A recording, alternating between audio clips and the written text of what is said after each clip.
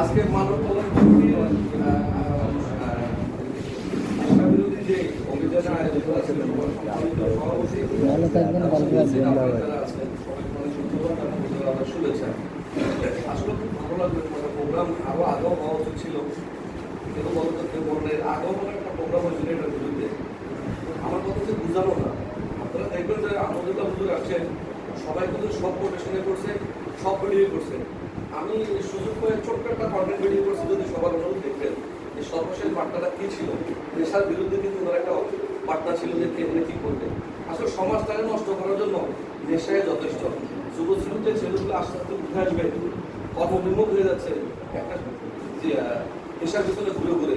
এখানে অনেক বড় ভাই ছোট ভাই কি বলবো, লজ্জার বিষয়, অনেক সিনিয়র পার্সোনাল মহিলাদের সাথে বসে বসে ধরনের কর্মকাণ্ড করে।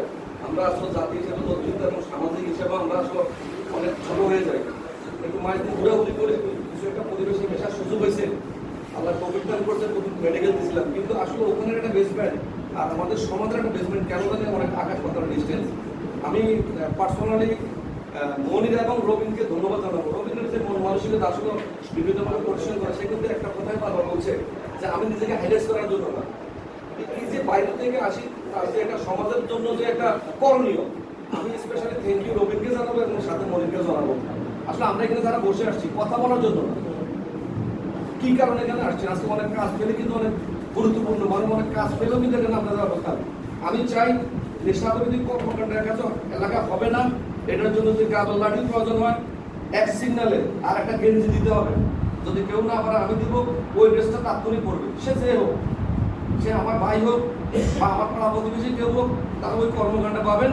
আমি আশাবাদী, বারবারই বলছি কিন্তু একটা কথা যে আপনারা কিন্তু এক ইউনিটি, এখানে কিন্তু পূর্ব পশ্চিম উত্তর দক্ষিণ কোনো রিলেট নাই। সমাজের ভালো যেমন কৃষকরাও চায়, সমাজের ভালো যেমন আমরা দর্শক চাই, এটা আমরাও চাই। আমাদের যে প্রজন্মগুলো আসতেছে এটা কিন্তু আস্তে আস্তে কথা আছে না, আজকের প্রোগ্রামটা যদি এরকম হয়ে যায় এখানেই শেষ, তাহলে ব্যাপারটা এরকম কি অন্যের দেশে চশমা বিক্রি করে যাওয়া। আমি আসলাম চশমা বিক্রি করলাম, সব লোক বন্ধ, ব্যাপারটা এরকম হবে না। আমি সবাই সুস্বাস্থ্য এবং দীর্ঘ কামনা করবো। আজকের থেকে এখানে শপথ হবে, প্রয়োজনে লাগলে যারা একটা প্রোটেকশন থাকবে পাশে, তাদের সাথে আমরাও আছি। এবং যারা এই ধরনের কর্মকাণ্ডে নিবে, আমি মনিরকে স্পেশালি বলবো এর জন্য কোনো ফান্ড গঠন করা যায় কিনা, ফান্ড গঠন করে এবং সিদ্ধান্ত নেওয়া যায় কিনা। পরিশেষের কথা কিন্তু একটাই, নেশামুক্ত এই আমাদের প্রোগ্রামটা চাই এবং এটা হবে একটা উদাহরণ। সবাইকে অনেক অনেক ধন্যবাদ। আসসালামু আলাইকুম।